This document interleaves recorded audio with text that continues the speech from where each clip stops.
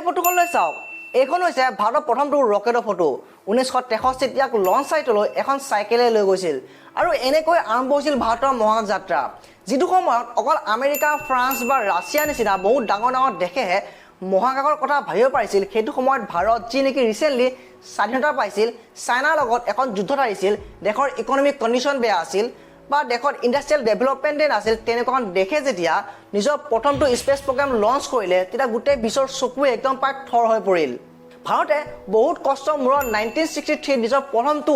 মহাকাশ যাত্ৰা আৰম্ভ কৰে আৰু ৰিসেন্টলি 2023 চনৰ আগষ্ট মাহত চন্দ্ৰত সফলতাৰে লেণ্ড কৰিবলৈ সক্ষম হয় আৰু ইয়াৰ লগে লগে ভাৰত হৈ পৰিল বিশ্বৰ 4 নম্বৰখন দেশ যিনকি চন্দ্ৰত সফলতাৰে লেণ্ড কৰিবলৈ সক্ষম হৈছে ইয়াৰ আগত অকল আমেৰিকা চাইনা আৰু ৰাছিয়াহে চন্দ্ৰত সফলতাৰে লেণ্ড কৰিছে কিন্তু আজি আমি এই ইছৰ ইমানবোৰ যে সফলতা দেখি আছো বা ইছৰ যে আমি ইমানবোৰ গুণানুকীৰ্তন কৰি আছো তাৰ আঁৰত কিন্তু বহুত কাহিনী লুকাই আছে এই যি সফলতা লাভ কৰিছে ইছৰে এই সফলতা একেদিনাখনে পোৱা সফলতা নহয় আমি ভাৰতীয় হিচাপে ইছৰ ইতিহাসটো জনা বা ভাৰতৰ মহাকাশৰ ইতিহাসটো জনা খুবেই দৰকাৰ গতিকে বলক আজি আমি জানো ভাৰতৰ মহাকাশ যাত্ৰাৰ ইতিহাসৰ বিষয়ে এক যাত্ৰা সাইকেলৰ পৰা স্পেচশিপলৈ 1963 চনৰ পৰা 2023 চনলৈ এক ইতিহাস ইছৰৰ India has done it. It has become now the 4th country to land a spacecraft on the moon. India has made first nation to successfully land a spacecraft near the South Pole. Namaskar. Sir, we have achieved soft landing on the moon. India is on the moon. World War II পিছত USA আৰু ৰাছিয়াৰ মাজত cold war হৈছিল আৰু তাৰ result হৈছিল space war দুইখন দেশে নিজা নিজা টেকনলজিৰে স্পেচত যাবলৈ ৰেচ কৰিছিল যে কোনে প্ৰথমতে স্পেচত যাব পাৰে কোনে নিজকে বেটাৰ বুলি দেখুৱাব পাৰে আৰু সকলোকে আচৰিত কৰি 1957ত ৰাছিয়াই নিজৰ প্ৰথমটো স্যাটেলাইট স্পুটনিক 1 লঞ্চ কৰে তো ভাৰতেও কিন্তু এই স্পেচৰ আইডিয়াটো বহুত জলদিয়ে কেচ কৰে 1961ত ভাৰতত এটা space agency department of atomic energy আণ্ডাৰত খোলা হয় যাৰ হেড আছিল হোমি জাহাংগীৰ ভাবা আৰু এই স্পেচ এজেন্সিটোৰ নাম দিয়া হয় ইনকস্পাৰ মানে Indian National Committee for Space Research INCOSPAR হোৱাৰ এবছৰমানৰ পিছত ভাৰতে নাছাৰ পৰা এটা বহুত ডাঙৰ হেল্প পায় নাছাই ভাৰতক কেইজনমান বিজ্ঞানীক মাতি তাত ট্ৰেইনিং দিয়ায় আৰু এটা ৰকেট দিয়ে যাৰ নাম আছিল নাইকে আপাচে ৰকেট এই ৰকেটটোৰ পৰা ভাৰতৰ একো লাভ বা লোকচান হ'ব লগা নাছিল কিন্তু এই ৰকেটটো সফলতাৰে লঞ্চ কৰাটো ইনকস্পাৰৰ বাবে খুবেই ইম্পৰ্টেণ্ট আছিল কাৰণ এই ৰকেটটো সফলতা বা বিফলতাৰ ওপৰত নিৰ্ভৰ কৰিছিল এই এজেন্সিটোৰ ভৱিষ্যত তো ইনকস্পাৰৰ ইয়ং সাইন্টিষ্ট বিক্ৰম সাৰাভাই আৰু এপিজে আব্দুল কালামে এই ৰকেটটো লঞ্চ কৰাৰ বাবে কেৰালা এখন মাছমৰীয়া গাঁও সিলেক্ট কৰে যাৰ নামটো আছিল থুম্বা এতিয়া এই এজেন্সিটোৰ সন্মুখত দুটাকৈ প্ৰব্লেম আহে প্ৰথম প্ৰব্লেমটো হৈছে যে এই ৰকেট লঞ্চ কৰা জেগাখিনিৰ ওচৰত এটা চাৰ্চ আছিল ছেকেণ্ডটো যে এই ঠাইখিনিত থকা মানুহবোৰক আঁতৰ কৰাটো কিন্তু সেই চাৰ্চটোত যিজন কি পাদ্ৰী আছিল যিজন কি প্ৰিষ্ট আছিল তেওঁ গোটেই গাঁৱৰ মানুহখিনিকে কনভিন্স কৰে আৰু সেই গোটেই ঠাইখিনি এই ইনকস্পাৰক দি দিয়ে আৰু এনেকৈ তৈয়াৰ কৰা হ'ল ভাৰতৰ প্ৰথমটো লঞ্চিং সাইট থুম্বা সেই সময়ত ইনকস্পাৰৰ হাতত মাত্ৰ এখনে গাড়ী আছিল আৰু সেই গাড়ীখন কিবা কিবি কামত এনি টাইম বিজিয়ে থাকিছিল যাৰ বাবে নেকি এই ৰকেটটোক এখন চাইকেলত উঠাইহে লঞ্চিং সাইটলৈ লৈ যাব লগা হ'ল আৰু লঞ্চিং সাইটত ইয়াক বাকী বস্তুৰ লগত ফিটিং কৰা গ'ল 21 নৱেম্বৰ 1963 চনত বিক্ৰম সাৰাভাই আৰু হোমি জাহাংগীৰ ভাবা উপস্থিতিত এই ৰকেটটো লঞ্চ কৰা হয় আৰু সেইদিনা বিক্ৰম সাৰাভাইৰ নেতৃত্বত সকলো ইয়ং সাইন্টিষ্টে এটা সপোন দেখিলে যে এদিন ভাৰতৰ এটা নিজাকৈ ৰকেট হ'ব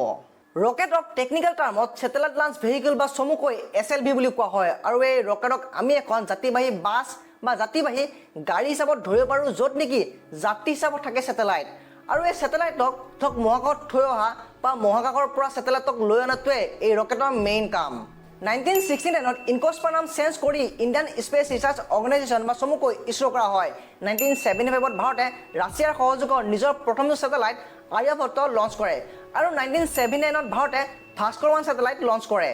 1979ত ইছৰোৱে নিজৰ প্ৰথমটো ৰকেট SLV লঞ্চ কৰে কিন্তু এই টেষ্ট আনসাকসেসফুল হয় কিন্তু ইয়াৰ পৰা ইছৰোৱে কোনো হাৰ নামানিলে 1980ত পুনৰ এই SLV কিছুমান মডিফিকেশ্যন কৰি পুনৰ লঞ্চ কৰে কিন্তু এবাৰ টেষ্ট কিন্তু সাকসেসফুল হয় আৰু এই SLV ৰকেটে মহাকাশত ৰোহিণী 1 নামৰ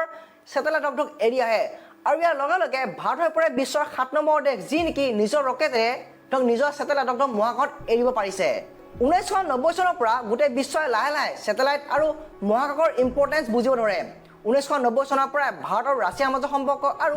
আমেৰিকাৰ লগত পাকিস্তানৰ সম্পৰ্ক বহুত ভাল হৈ পৰে যাৰ বাবে নেকি ভাৰত আৰু আমেৰিকাৰ মাজৰ সম্পৰ্ক ধৰক ফাট মেলে 1999 চনত যেতিয়া নেকি কাৰ্গিল যুদ্ধ হৈছিল তেতিয়া আমেৰিকাই তেওঁলোকৰ যি গ্লোবেল পজিশনিং সিস্টেম বা জিপিএছ সিস্টেম সেই জিপিএছ সিস্টেম ভাৰতক ইউজ কৰিব নিদিছিল যাৰ বাবে নেকি ভাৰতে ইছৰোৰ সহায়ত ধৰক নিজৰ নিজাকৈ এটা পজিশনিং সিস্টেম বনায় যাৰ নামটো আছিল নেভিক 2008 চনত ইছৰোৱে চন্দ্ৰয়ান 1 মিছন লঞ্চ কৰে ইয়াত এটা ইম্পেক্ট লেণ্ডাৰ আছিল যিটো চন্দ্ৰৰ মাটিতকৈ ইম্পেক্ট লেণ্ড কৰিছিল ইম্পেক্ট লেণ্ডিং হৈছে যে ইয়াত থকা লেণ্ডাৰটোৱে চন্দ্ৰৰ মাটিতকৈ বহুত জোৰে পৰি যায় আৰু তাত থকা বস্তুবোৰ সংগ্ৰহ কৰে আৰু এই লেণ্ডাৰটোৱে এইটো ডিস্কভাৰ কৰিছিল যে চন্দ্ৰত পানী আছে বুলি 2013 চনত ইছৰোৱে মাৰ্চ অৰ্বিটাৰ মিছন বা আমি সকলোৱে জনা মংগলয়ান মিছন লঞ্চ কৰে আৰু এই ইছৰোৱে প্ৰথমটো এটেম্পটতে ই সফলতা লাভ কৰে মিছনটো সাকসেসফুল হওঁতে নিউয়ৰ্ক টাইমছে এটা কাৰ্টুন বনাইছিল য'ত নেকি এজন গাঁৱলীয়া মানুহে গৰু এজনী লৈ স্পেচ এলিট ক্লাবত খুৱাব বিচাৰিছিল আৰু এই সাৰ্কাষ্টিক কাৰ্টুনটোৰ এনসাৰটো ইছৰোৱে 2017 চনত দিয়ে 2017 চনত ইছৰোৱে এটা ৰকেট লঞ্চ কৰে য'ত নেকি 104টা স্যাটেলাইট আছিল আৰু এই 104টা স্যাটেলাইটৰ ভিতৰত আমেৰিকা আৰু ছিংগাপুৰৰো স্যাটেলাইট আছিল It's a boost for India's space program. At the tip of this rocket, there are 104 satellites. It's the biggest number ever carried by a single launch. আৰু তেতিয়াই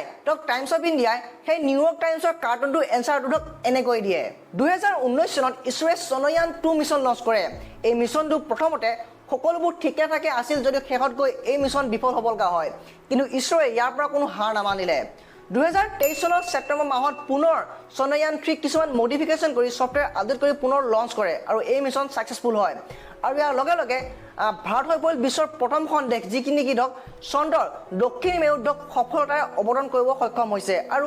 ভাৰত হৈ পৰিল বিশ্বৰ 4 নম্বৰখন দেশ যি নেকি চন্দ্ৰত সফলতাৰে ছফ্ট লেণ্ডিং কৰিবলৈ সক্ষম হৈছে চন্দ্ৰয়ান 3 সফলতাৰ কথা মান নাযাওঁতে ইছৰোৱে ৰিচেণ্টলি আগষ্ট মাহৰ 2 তাৰিখে আদিত্য এল1 নামৰ ছেটেলাইটটোক লঞ্চ কৰে আৰু এই ছেটেলাইটটোৱে সূৰ্যৰ গতিবিধিক নিৰীক্ষণ কৰিব আৰু এই মিছনটো কিমান সাকসেসফুল হয় বা কিমান আনসাকসেসফুল হয় সেইটো কথা আমি 4 মাহৰ পিছতে গম পামগৈ এতিয়া ইছৰোৱে যে ইমানবোৰ কাম কৰি আছে ইছৰোৱে যে ইমানবোৰ সফলতা লাভ কৰি আছে ইয়াৰ বাবদ আমাৰ ভাৰতৰ কি লাভ হ'ব বাৰু চাওক ইয়াৰ বাবদ আমাৰ ভাৰতৰ এইটো লাভ হ'ব যে বেলেগ দেশবোৰ আহিব আমাৰ ভাৰতৰ ওচৰলৈ তেওঁলোকৰ ছেটেলাইটবোৰ লঞ্চ কৰিবলৈ ইয়াৰ বাবদ আমাৰ ভাৰতৰ ফৰেন কাৰেন্সি ৰিজাৰ্ভটো বেছি ষ্ট্ৰং হ'ব বা আমাৰ দেশৰ অৰ্থনীতি আৰু বেছিকৈ উন্নত হ'ব তো এইটোৱে আছিল ঈশ্বৰৰ জন্মকথাৰ বিষয়ে আৰু ভাৰতৰ মহাকাশ যাত্ৰাৰ কিছুমান সফলতা কিছুমান বিফলতা আৰু ভাৰতৰ মহাকাশ যাত্ৰাৰ ইতিহাসৰ বিষয়ে আশা কৰিছোঁ আজিৰ এই ভিডিঅ'টোৰ পৰা আপোনালোকে কিছু অলপ নতুন কথা হ'লেও শিকিব পাৰিলে যদি ভিডিঅ'টো চাই ভাল পালে তেনে ভিডিঅ'টো লাইক কমেণ্ট শ্বেয়াৰ আৰু এনেকুৱা ইনফৰ্মেটিভ আৰু এডুকেশ্যনেল ভিডিঅ' চাই থাকিবলৈ এই চেনেলটো ছাবস্ক্ৰাইব কৰিব নাপাহৰিব পৰৱৰ্তী ভিডিঅ'ত পুনৰ লগ পোৱাৰ কাৰণে ধন্যবাদ জয় আই অসম